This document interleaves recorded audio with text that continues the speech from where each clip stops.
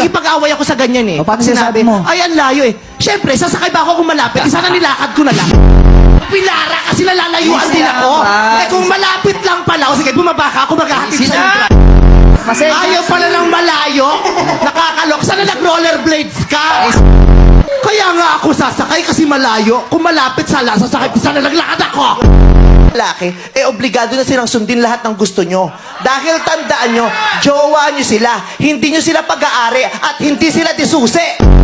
Hindi kailangan lahat mag-report sa inyo. Bakit? Empleyado nyo ba sila? Kung gusto nyo lahat ng ginagawa ng boyfriend nyo, nire-report sa inyo, matuto kayo magpasweldo. Kailangan nagre-report.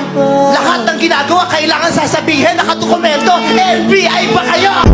Aming mga ganyang babae na ayoko sumasama ka sa barkada. Bakit kayo sumasama sa mga barkada nyo? Saan nyo gusto sumama ang mga jowa nyo? Sa mga kaaway nila? So yan sasabihin ng babae, laki mo na lang kasama yung barkada mo, kasama mo na naman sa ganyan. Sa kagaling, kasama na naman ang kaibigan mo. Siyempre, kayo sasama sa kaaway, di nagpugbugan.